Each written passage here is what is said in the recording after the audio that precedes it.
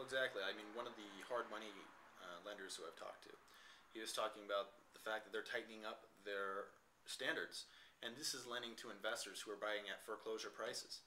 Uh, but what they're doing is they're not letting people who intend to buy and flip, they're not lending them money anymore. If you have a strategy of buying and holding to rent, that's a great strategy. That's who they're lending to, and to be full and fair, they're charging 12% interest. So obviously they want you to hold the loan as long as you can. But the fact of the matter is, they're concerned. To get these loans, you need to usually put about 30% down, 35% in some cases, and they're concerned that these buyers and flippers are going to buy it and put some money into it, and they're not going to be able to sell it. And they don't want to buy these properties that investors have bought and fixed up because they're not sure of the market right now. They're not banking on the fact that the market won't drop 35%. Right. And that's what hard money investors who have their own money to lend are saying. So I mean, that's telling you something. That's telling you that there is some instability in the market. Being said, is it a good thing? I think it can be a good thing for investors who have their own cash or are willing to make a move right now. Right. Prices can't fall to zero. Right. And we do need homes, and at the same, you got to kind of compare the cost of a payment versus a rent payment. And with the prices of today, you can buy a home, and the payment is probably less than you would pay for rent. So if you intend to hold on to it for a while, it does make sense to buy. Well, and if you look at first-time home buyers, I mean, in this market, for instance, let's take that example of the $70,000 townhome.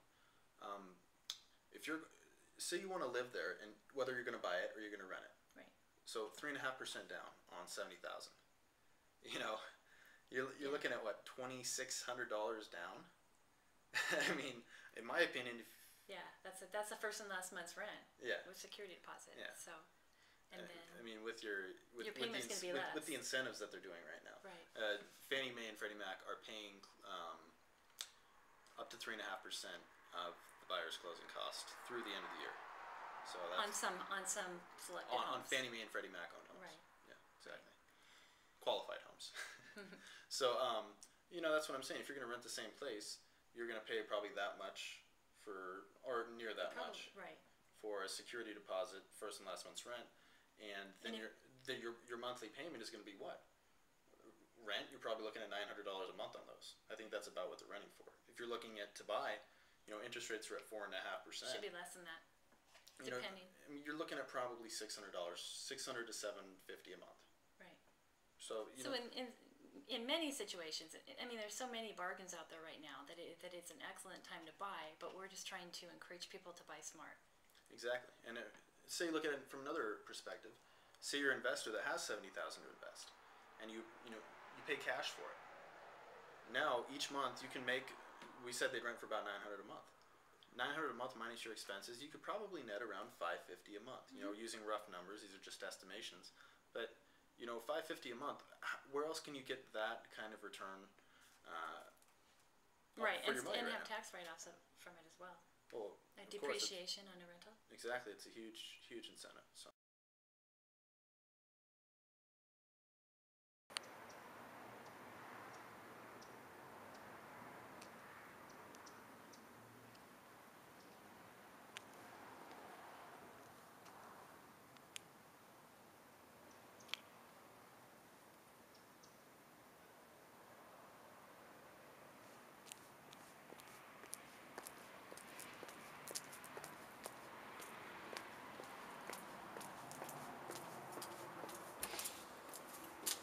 Hello and welcome to 702 Rosemary Lane. Come on in.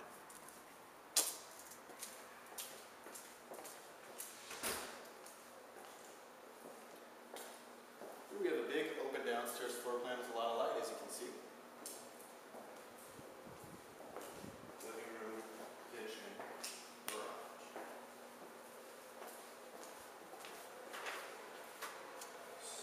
Where your washer dryer outlets are in here.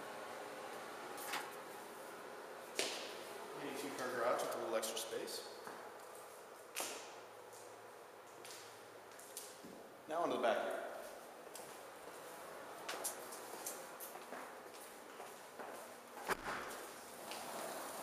This price range, under $100,000, it's going to be hard to find a decent sized yard, especially in a newer built home.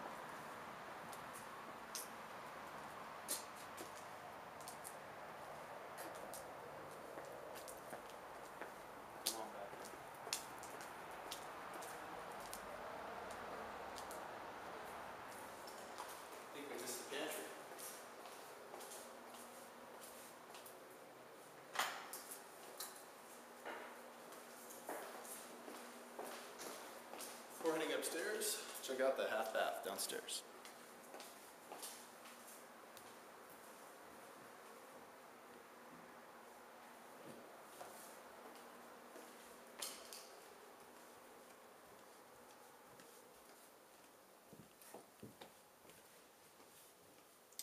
Here's the first bedroom.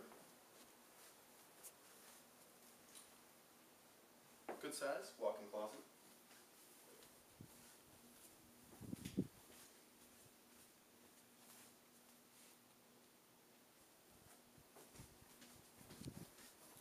Full bath shared by the two spare bedrooms.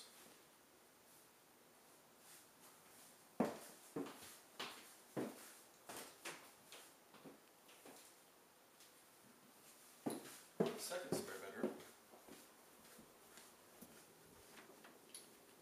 is north facing, and again, nice walk-in closet.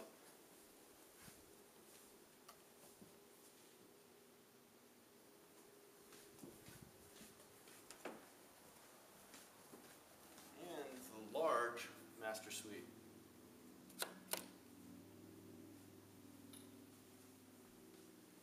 As you can see, positioning your furniture will not be much of an issue. Another big closet here. Turn the light on for you here.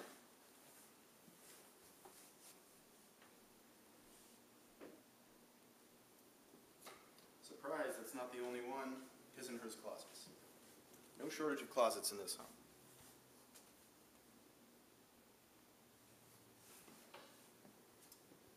And the master bath. Just a shower, no tub, but good storage space as well.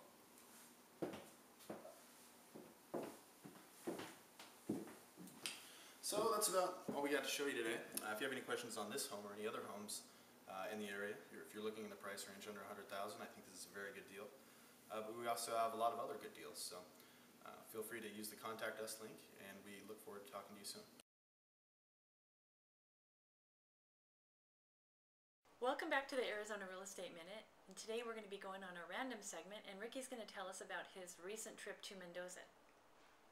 So earlier this year, I was in, this is a story I just told you the other day, but I was in Mendoza, Argentina, and the way that I got there is I actually flew into Lima, Peru, took a bus down the Peruvian and Chilean coast, and then went across the mountains into Argentina, into Mendoza. So my story today is a little bit of a travel tip. If you're ever on long bus rides in a foreign country where you may be arriving late at night when things are closed, bring a lot of water and some food, because things aren't promised in foreign countries. It's not like the U.S. Well, no, I mean, it's not that there's no, you can't find everything you need. It's more the fact that, especially if you don't speak the language, you may have you may run into some trouble. But, so, I had been on a bus ride from Santiago to Mendoza, which was supposed to be a fairly short bus ride. I didn't know that it took 5 hours to get through the border. So we sat at the border for 5 hours. Wow. My arrival time of 7:30, 8 p.m. turned into midnight. So coming into a new country by bus and arriving in Mendoza, Argentina at midnight, not having any of the country's money.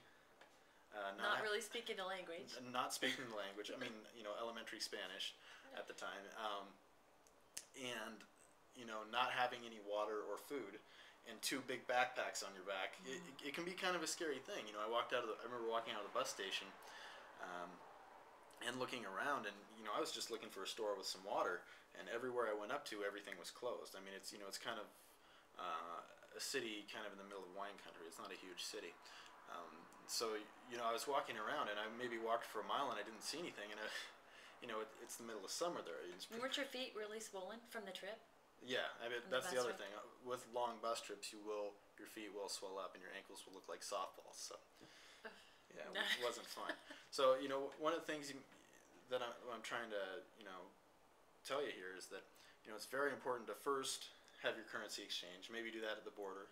Maybe you should have thought ahead there. Maybe not procrastinate. Yeah, and secondly, bring water and food. But anyway, I did find a taxi driver who brought me to the ATM. I got some cash, bought some water, and then he took me to the hostel. So everything all worked out. I didn't die of dehydration, but a little travel tip for you. So we'll give you another tip tomorrow.